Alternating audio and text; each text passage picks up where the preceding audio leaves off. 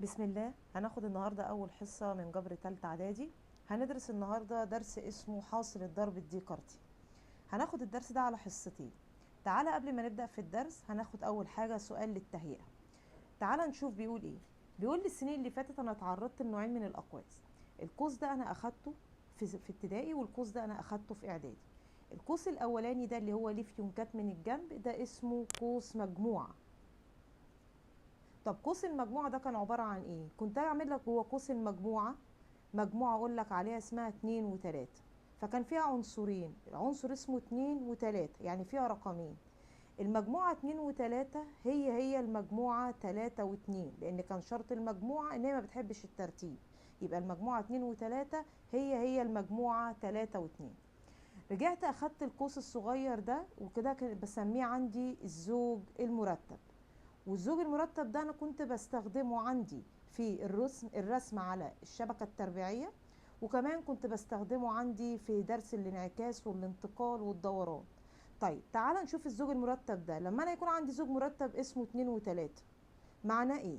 قال لي العدد الاول ده كنت بسميه المسقط الاول، يبقى العدد الاول في الزوج المرتب ده اسمه المسقط الاول، والعدد الثاني في الزوج المرتب اسمه المسقط الثاني. طيب كان ليهم اسامي تانية؟ كان ليهم اسم تاني. المسقط الاول ده المقصود بيه السينات اللي هو محور السينات، والمسقط التاني ده كان المقصود بيه محور الصادات. يبقى لما اجي اقول لك الزوج المرتب 2 و3 يعني السين بتساوي 2 والصاد بتمثل عندي ب3. طب هل الزوج المرتب 2 و3 هو الزوج المرتب 3 و2؟ قال لي لا، ما هو من اسمه زوج مرتب لانه بيعتمد على الترتيب. لو انت لاحظت هنا السين فيها 2 اما السين هنا فيها 3، هل الاتنين تساوي التلاتة؟ لا. طب الصاد هنا ب3 والصاد هنا بتساوي 2، هل التلاتة تساوي الاتنين؟ لا. ففي الحالة دي الزوج المرتب 2 و3 لا يساوي الزوج المرتب 3 و2. على السؤال ده هناخد أول فكرة في الدرس، والفكرة دي مهمة ودايما بيجي عليها أسئلة. أول حاجة هدرسها تساوي زوجين مرتبين. يعني إيه تساوي زوجين مرتبين؟ القاعدة بتاعتي بتقول لي إيه؟ لو أنا عندي زوج مرتب اسمه س وص بيساوي الزوج المرتب أ وب. معنى كده يعني إيه؟ يعني المسقط الأول في الزوج الأول بيساوي المسقط الأول في الزوج الثاني، والمسقط الثاني في الزوج الأول بيساوي المسقط الثاني في الزوج الثاني. يعني السين هنا بتساوي الألف، يبقى هنا المسقط الأول يساوي المسقط الأول، يبقى السين هنا بتساوي الألف. طيب والصاد هنا بتساوي الب. يبقى انا اول ما بشوف زوج مرتب بيساوي زوج مرتب وبينهم علامه يساوي، يبقى المسقط الاول يساوي الاول والمسقط الثاني بيساوي المسقط الثاني. هناخد عليها اسئله كتير وهنشوف بنحلها ازاي.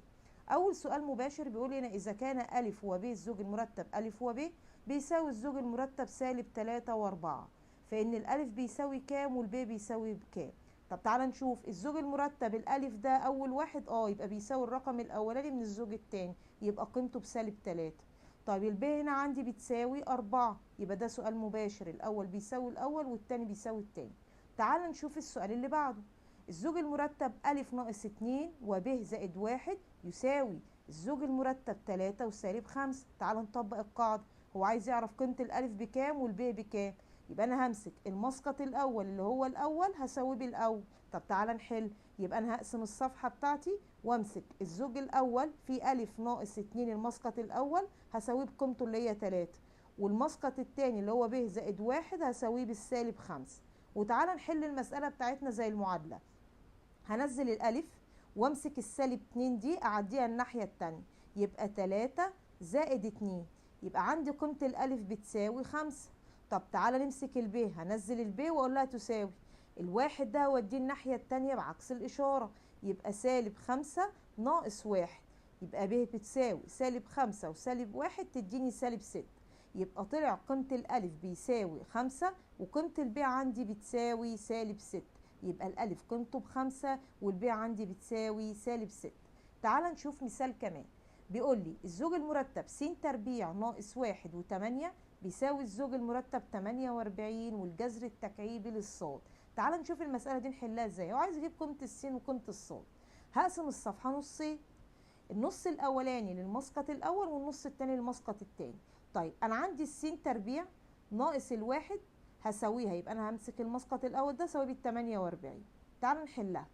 السين تربيع هنزلها زي ما هي، تساوي، والواحد ده وديه الناحية التانية بقت 48 زائد الواحد، بقت السين تربيع عندي كلها بتساوي 49.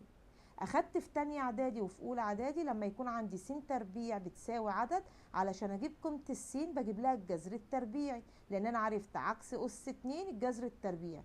طيب طالما عندي مجهول وبجيب قيمته لازم يطلع له قيمتين، فبقول هنا موجب او سالب الجذر التربيعي لل49، فتطلع قيمة السين موجب او سالب 7، يبقى السين طلع لها قيمتين موجب او سالب 7. يبقى انا اول حاجة عرفت ان السين بموجب او سالب 7.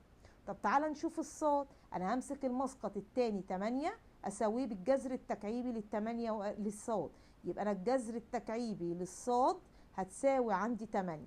كنت اخدت معلومة في تانية اعدادي ان انا لو عايزه اعرف مين اللي كان تحت الجذر التكعيبي يخرج التمانية كنت بمسك التمانية دي اكعبها، وده لو كان جذر تربيعي كنت اربعها. يبقى انا عشان اعرف قيمة العدد اللي تحت الجذر التكعيبي همسك التمانية دي اكعبها، يبقى الصاد دي عشان اعرفها هي عبارة عن 8 تكعيب. طب هي 8 تكعيبها كام؟ قال لي 512، يبقى قيمة الصاد عندي تساوي 512. يعني بالبلدي كده ايه اللي جذره التكعيبي يديني 8؟ اقول له ال 512. عملت ايه؟ كعبت التمانية. طيب تعال نشوف المثال اللي بعد كده بيقول ايه. المثال اللي بعد منه بيقول لي هنا إذا كان س ناقص 1 و11 الزوج المرتب س ناقص 1 و11 بيساوي الزوج المرتب 8 وص زائد 3، فإن الجذر التربيعي لس زائد 2 ص. يعني بعد ما اجيب قيمة السين وقيمة الصاد هو مش عايز السين والصاد لوحدهم، هو عايز الجذر التربيعي لس زائد 2 ص. همسك الصفحة بتاعتي واقسمها نصين عشان احل. طيب تعال نشوف. هقول له ادي السين ناقص الواحد هتساوي 11، والجزء الثاني همسك ص زائد 3 تساوي عندي هنا 11، عفوا س ناقص 1 اساويها ب8، المسقط الاول يساوي المسقط الاول والمسقط الثاني يساوي المسقط الثاني. واحده اقول يا ميس طب ما ال11 هي اللي بتساوي ص زائد 3، ما انا عندي ص زائد 3 تساوي 11، هي 11 بتساوي ص زائد 3، مش هنختلف في الترتيب. طيب تعالى نحلها. يبقى هنا الس تساوي، همسك السالب 1 واعديها الناحيه الثانيه يبقى 8 زائد الواحد، يبقى الس بتساوي عندي قيمتها ب9. كده انا حصلت على الس. طب تعالى نجيب قيمه الصاد. الصاد تساوي، هسيبها زي ما هي واودي التلاتة الناحيه التانية، يبقى انا هعدي التلاتة دي الناحيه التانية يبقى 11، دي اشارتها موجبه تروح سالبه. طب يبقى الصاد بتساوي عندي 11 لما اجي اشيل منها 3 تديني قيمتها عندي هنا تديني 8. طب تعالى نشوف. هو انت عايز تجيب مين؟ الجذر التربيعي لس زائد 2 ص. طب انا الس طلعت عندي ب9 زائد 2 في قيمة الصاد طلعت عندي هنا ب8. طب تعالى نحسبها. يبقى انا عندي هنا 9 زائد 2 في 8 تديني 16. لما اجمع ال16 مع ال9 هتديني كام؟ 16 زائد 9 هزود على ال16 هنا عندي ال9 تديني 25، يبقى جذر 25 يديني 5، يبقى الناتج بتاعي طلع 5. تعالى نتعرض لفكرة تانية. يبقى انا عندي هنا يجي يقول لي اذا كان الزوج المرتب 32 وس زائد ص بيساوي الزوج المرتب ص اس 5 و2. هنا انا اتعرضت لسنه تانية اعدادي للمعادلات الاسيه. تعالى نفتكر كانت بتقول ايه. انا اول حاجه همسك المسقط الاول اساويه بالمسقط الاول، يبقى 32 هتساوي ص زائد 5. طب انا مش عاجبني الشكل ده، خلاص نعتله، يبقى ص اس 5 بتساوي 32. طيب وعندي الجزء الثاني س زائد الصاد بتساوي 2، المسقط الثاني ده هيساوي المسقط الثاني ده. طيب انا لو لاحظت هنا في المعادله الثانيه فيها مجهولين ماليش دعوه بيها. طب تعالى نحل الاولانيه. ص اس 5 عندي هنا بتساوي 32. طيب تعالى نحلها. انا وانا في تانية اعدادي كنت باجي اقول لك لو انا عندي هنا عدد مرفوع لاس خلي العدد اللي بره يبقى زيه بالظبط بنفس الاس. طب ال 32 ده انا كنت حافظها قبل كده في تانية اعدادي. قال لي ان ص اس 5 دي هي كانت ال 32 عباره عن 2 اس 5. طب لو انا كنت نسيتها كنت بعمل ايه؟ بمسك ال 32 وبقوم بتحليلها، وال 32 دي تقبل الاسم عندي على الاتنين كانت تديني ال 16. ارجع احلل ال 16 تقبل اسم على الاتنين فهي ال8. امسك ال8 اقسمها على الاتنين فهي ال4. امسك ال4 اقسمها على الاتنين فيها الاتنين، على الاتنين فيها الواحد. كده خلصت التحليل. تعالى نمسك كلهم اتنينات هنزل واحده تعدت كم مرة؟ ادي 1 2 3 4 5 بقت أس 5. يبقى الصاد أس 5 بتساوي 2 أس 5. تعال نشوف مين المتشابه. اللي تحت ده اسمه الأساس واللي فوق الأس. الأس زي بعضه؟ يبقى الأساس بيساوي الأساس، إذا الصاد هتساوي قيمتها 2. تعال نبص هنا، أنا هنا جبت قيمة الصاد، طب ما أعوض بيها في المسألة. يبقى أنا هشيل الصاد دي وأحط قيمتها 2، يبقى صاد زائد 2 بتساوي 2. امسك الاتنين دي اعديها الناحيه التانيه، يبقى السين بتساوي 2 تروح الناحيه التانيه بالعكس، تبقى 2 ناقص 2 تطلع قيمه السين بصفر. يبقى السين طلعت قيمتها بصفر والصاد طلعت قيمتها عندي ب2. تعال نشوف السؤال اللي بعد منه. بيقول لي اختبر نفسك. هتوقف طبعا الفيديو وهتحل الاسئله بتاعتك وبعد كده هتحطها لي في الاجابات تحت. يبقى احنا كده فهمنا اول جزئيه اللي هي تساوي زوجين مرتبين. طيب تعال نشوف بعد كده احنا بنقول ايه. هنخش دلوقتي في الفكرة رقم 2 اللي هي الدرس بتاعنا اسمه حاصل الضرب الديكارتي، وده بيرجع لعالم اسمه ديكارت. ديكارت ده كان عالم رياضي وعالم فيزياء وفلسفي، وهو كان دايما ليه كلمة مشهورة اسمها بيقول أنا أفكر إذا أنا موجود. طالما هو بيفكر يبقى هو لسه عايش في الدنيا وموجود. طيب تعال نشوف ديكارت ده عمل ايه. ديكارت ده قال أنا هخترع طريقة أضرب بيها المجموعات في بعضها، يبقى شغله كله على ضرب المجموعات. طب ما انا ميس قبل كده اخدت الضرب. لا، انت قبل كده درست لما تيجي تضرب 3 في 2 ده كان ضرب عادي، ضرب رقم في رقم، فكنت اجي اقول لك 3 في 2 تديني 6. امال ديكارت عمل ايه؟ ديكارت اخترع طريقه جديده لضرب مجموعه في مجموعه. طب النواتج بتاعتها بتطلع ايه؟ تطلع عباره عن مجموعه جوه منها الازواج المرتبه اللي انا لسه دارسها. طب تعال نشوف على سبيل المثال. لما اجي اقول لك هنا المجموعه 3 ضرب المجموعه 4، المجموعة 3 ضرب المجموعة 4، كل اللي أنا بعمله بفتح قوس مجموعة وبعمل زوج مرتب. طب أعملها إزاي؟ بمسك ال3 أخدها مرة مع ال4، يبقى ما بضربش ال3 في ال4، لا ده أنا بعمل إيه؟ بفتح زوج مرتب وأقول له همسك ال3 دي أخدها مع العناصر اللي موجودة في المجموعة التانية 4. طب في عناصر تانية أخدها مع بعضها؟ قال لي لا. طب يبقى أنا عندي الناتج بتاع ضرب مجموعة 3 في 4 هي عبارة عن المجموعة اللي جواها الزوج المرتب 3 و4. تعالوا نشوف مجموعة تانية. المجموعة 2 في المجموعة 2، يعني المجموعة 2 ضرب المجموعة 2، والأفضل أنا أقول مجموعة 2 ضرب المجموعة 2. طب تعالى نشوف نعملها إزاي. هفتح قوس مجموعة وافتح زوج مرتب، اخد الاتنين دي مع الاتنين يبقى 2 و2، واقفل الزوج المرتب واقفل قوس المجموعة. طيب تعالى نشوف المثال اللي بعد منه. المجموعة 3 أنا عايزة أضربها في المجموعة 4 و5. طب تعالى نشوف نحلها إزاي. هفتح قوس مجموعة وجوه منه زوج مرتب، همسك ال3 اخدها مع ال4 يبقى 3 و4، تحس ان انت بتلعب. تاني حاجة هاخد ال3 مع ال5 يبقى اخدت ال3 مع ال5. يبقى انا بضرب المجموعة ازاي؟ بمسك العنصر بتاع المجموعة الاولى اخده مع كل عناصر المجموعة التانية بلففه عليها. تعال نشوف مجموعة اكبر شوية. انا عايزة اضرب المجموعة 1 و2 في المجموعة 5 و6. تعال نضربهم. اول حاجه انا همسك العنصر 1 اخده مع العناصر دي كلها، يبقى انا افتح قوس مجموعه وابتدي اول حاجه بالزوج المرتب، ادي 1 هاخده اول حاجه مع ال5 واقفل الزوج. طب لسه في 6، يبقى هاخد ال1 مع ال6. خلصت ال1 ادخل على الاتنين فصل، افتح زوج مرتب جديد يبقى 2 و5. بعد منها هقول له هنا 2 و6، خدت الاتنين معاهم كلهم وخدت الواحد معاه كله، كده انا ضربت المجموعتين في بعض. يبقى تعالى نتعرف على الحاصل الضرب الديكارتي تعريفه ايه. قال لي لاي مجموعتين س ضرب ص، المجموعه الاولى دي اسمها س والمجموعه الثانيه دي اسمها ص. يبقى لو انا عندي س ضرب ص ما بقولش س في ص، الناتج بتاعها عباره عن ايه؟ هي مجموعه جميع الازواج المرتبه اللي مسقطها الاول. مسقطها الاول يعني العدد الاول متاخد من مين؟ انت بتقول لي س ضرب ص، المجموعه الاولانيه س، يبقى العدد الاول ده او المسقط الاول بينتمي الى السين. طب ومسقطها التاني بينتمي لمين؟ بينتمي للصاد. يعني انت لو لاحظت ان الزوج المرتب 1 و5 ده متاخد من مين؟ من المجموعه الاولى. الواحد ده متاخد من المجموعه الاولى والخمسه دي متاخده من المجموعه التانيه. يبقى لاي زوج مرتب عندي بينتمي لايه؟ لحاصل ضرب المجموعه الاولى مع المجموعه التانيه. تعال ناخد امثله ونفهم اكتر.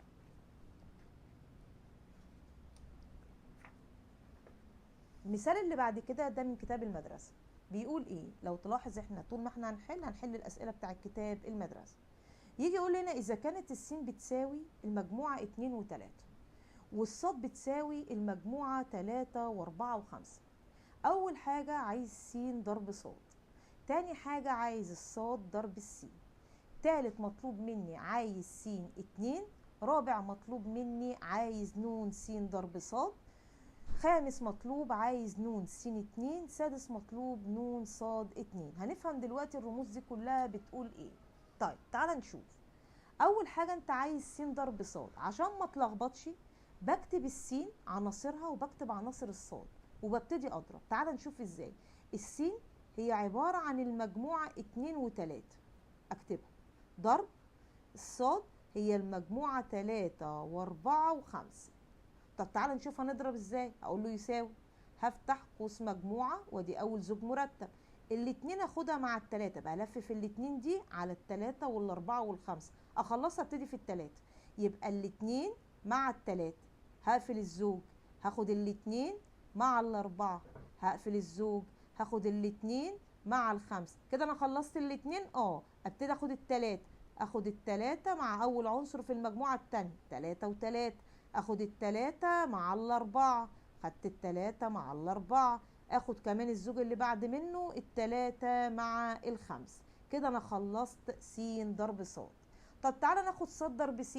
واحد هيقول يا ميس طب ما هي، اقول له لا، انت هنا كنت بادئ بالسين، هنا انا هبتدي بالصاد. يعني ايه هبتدي بالصاد؟ يعني الصاد هي اللي همسكها الاول، يبقى انا همسك الصاد اللي هي عبارة عن 3 و4 و5، هضربها في مين؟ هضربها يا عم في السين اللي هي 2 و3.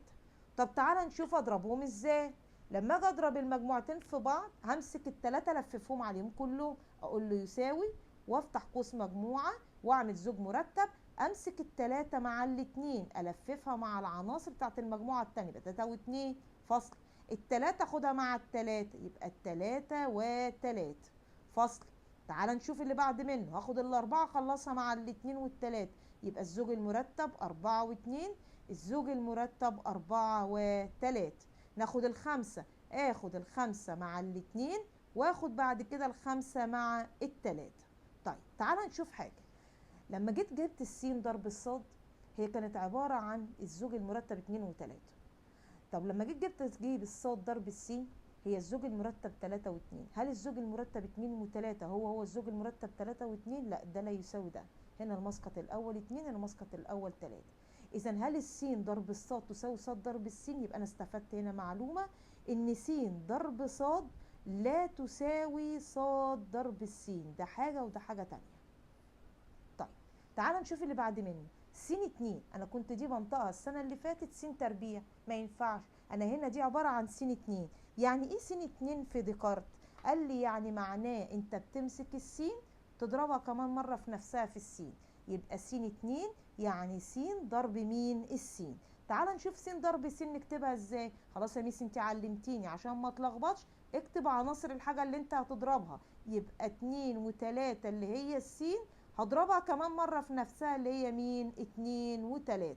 طب تعالى نشوف هنضرب ازاي. هقول له يساوي، هفتح قوس مجموعة، امسك الاتنين امررها عليهم كلهم، يبقى 2 هاخدها مع الاتنين واقفل الزوج، اخد الاتنين مع التلاتة، كده خلصت الاتنين.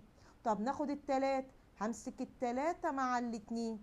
طب بس كده؟ لا، وامسك كمان التلاتة مع التلاتة، يبقى انا كده ضربت السين في نفسها. طب ايه المقصود بنون س ضرب ص؟ نون دي يعني الراجل ده عايز مني عدد. عدد ايه؟ عدد عناصر او عدد الازواج المرتبه اللي طلعت لك من س ضرب الصاد. تعال نشوف هنا نفهمها الاول. انا لما جيت جبت س ضرب صاد، تعال نشوف كم قوس طلع لي جوه. ادي 1 2 3 4 5 6. يعني انا لما ضربت السين في الصاد هي عباره عن 6 ازواج مرتبه. طيب الصاد ضرب السين لما جيت اضربهم، ادي 1 2 3 4 5 6. طب انا ميس كل ما تيجي تطلبي مني العدد هعدلك الاقواس اللي طلعت. تعالى نحلها بطريقه اسهل. هو الراجل ده عايز عدد س ضرب ص. طب تعالى نشوف هي السين جواها كام عنصر؟ قال لي جواها 2.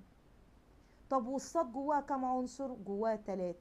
علشان اجيب العدد بتاعهم، عدد ضربهم، خد بالك عشان ما تتلخبطش، انا هنا بتكلم عن العدد. عدد ضربهم يبقى انا اجيب عدد العناصر اللي جوه السين اضربهم في عدد العناصر اللي جوه الصاد، يعني هضرب 2 في 3 يطلع لي 6 ازواج مرتبة. تاني، هنا عايز مني نون س 2، يعني عدد س ضرب السين. طب تعالى نشوف هنا احنا لما ضربنا س ضرب السين ايه اللي طلع؟ ادي 1 2 3 4. طب تعالى نجيبها بالطريقه اللي احنا اتعلمناها. انت يا س جواكي كام عنصر؟ جوايا 2، يبقى انا هضربها كمان مره في نفسها، 2 في 2 تديني 4، يبقى جبت عدد عناصر السين وضربتها كمان مره في نفسها. طب نون صاد 2، يعني ايه نون صاد 2؟ يعني الصاد اضربها في نفسها كمان مره. طب هي الصاد جواها كام عنصر؟ ادي 1 2 3، يبقى انا همسك التلاتة دي اضربها في التلاتة 3 عناصر يدوني 9. يبقى انا كده فهمت يعني ايه س ضرب صاد وصاد ضرب السين، وكمان فهمت عندي هنا العدد بجيبه ازاي. ملحوظه هامه جدا، تعالى نشوفها بتقول ايه. بيقول لي س في فاي عباره عن ايه؟ طب ما انا عارف ان الفاي دي عباره عن مجموعه خاليه يعني فاضيه. طب السين دي لو جواها واحد ينفع اضرب الواحد في حاجه فاضيه؟ قال لي لا. فاول ما تيجي تلاقي عندك مجموعه بضربها في فاي تقول لي الاجابه بتاعتي فاي. طب ما فاي دي عناصرها فاضيه ما فيهاش حاجه، ينفع اعدهم؟ قال لي لا. يبقى عددهم ايه؟ اديني صفر. يبقى لما يجي يقول لي عدد س ضرب الفاي اقول له صفر. طب يبقى اي مجموعه ضرب فاي اقول له فاي. طب عدد اي مجموعه في فاي يديني صفر لانها فاضيه ما فيهاش عناصر. هل ينفع اعد حاجه فاضيه؟ لا. يبقى عدد عناصرها تديني صفر. طيب تعال نشوف المثال اللي بعد كده، والمثال اللي احنا هنقوله ده هام على العدد. تعال نشوف بنحل العدد ازاي ونعلمك طريقة سهلة. بيقول لي هنا نون س بتساوي 3 ونون ص بتساوي 2. عدد السين ب3 عدد الصاد ب2، فإن نون س ضرب ص عدد س في ص، أو عدد س ضرب ص. لو أنا عايز أجيب عدد ضربهم ومديني كل واحد فيهم اضرب. يعني أنا عندي عدد السين 3 وعدد الصاد 2، يبقى أنا هقول له 3 في 2 تساوي 6. تاني، لو أنا عندي هنا نون س بتساوي 3 عدد السين ب3 ونون س ضرب الصاد بتساوي 15. ده المره دي مديني ضربهم اللي هو الكبير ومديني واحده فيهم. طالما انا مديك الكبير وعايز حاجه من الصغيرين اقسم. طب عدد الضرب ب15 وعدد السين ذات نفسها ب3، يبقى 15 على ال3 في ال5، يبقى عدد الصاد كانت جواها 5 عناصر. تاني، نون س 2 ب16، يعني السين لما ضربتها في نفسها ب16. طب انا ما ينفعش اشتغل بيها، لازم انا اجيب السين بس. عشان اجيب السين بس ليا طريقتين، يا اما اقول كام اضربه في نفسه يديني 16، يا اما اقول له الجذر التربيعي لل16 يقول لي 4. جذر التربيعي لل16 يقول لي 4. اوعى تقول لي هنا موجب او سالب، هو في عدد ان ينفع اعد عناصر عددهم يديني سالب؟ لا، ما ينفعش اقول المجموعه دي جواها عدد عناصرها بالسالب. يبقى انا جذر ال16 ب4. واتفقنا امتى بنقول موجب وسالب؟ لما بيكون عندي معادله، لما بكون بجيب قيمه مجهول. اما انا هنا بعرف عدد عناصر، هل ينفع عدد العناصر يكون عددهم بالسالب؟ ما ينفعش. طيب يبقى عدد السين هنا كان يساوي كام؟ 4. تعال نشوف واحده تانية. لو انا عندي عدد السين ب2 وعدد صاد 2 ب25، ما ينفعنيش، لازم انا اجيب صاد بس. صاد بس عشان اجيبها اقول له جذر ال25 يطلع لي عدد عناصر الصاد بس ب5، يبقى الصاد بس عدد عناصرها تساوي 5. طب هو عايز مني ايه؟ عايز عدد س ضرب صاد. نون س ضرب صاد. طب ما انا عارف ان نون س ب2 ونون صاد ب5، يبقى 2 ضرب 5 تديني 10. تعال نشوف اللي بعده. نون س ب3 نون س ضرب الصاد ب6. عايز نون صاد 2، معرفش. انا الاول هجيب عدد الصاد علشان اعرف صاد 2. طب عدد الصاد اجيبها ازاي؟ الميس قالت لي طالما انا مديك عدد ضربهم اقسم عشان تجيب واحده منهم. يبقى امسك اول حاجه عشان اجيب نون الصاد هقول له عباره عن 6 على ال3 اللي هم بتوع السين عدد عناصرهم يساوي 2. يبقى الصاد كان جواه عنصرين. طب يبقى صاد 2 عباره عن ايه؟ عباره عن 2 في 2 يطلع عدد عناصرهم 4 لما اضربهم. طب تعال نشوف.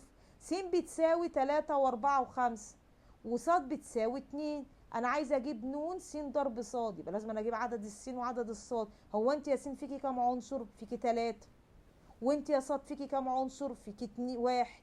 طب احلها ازاي؟ انا عايزه اجيب نون س ضرب الصاد، يبقى امسك 3 اضربها في 1 هتديني عندي 3، يعني طلع لي 3 ازواج في النهايه.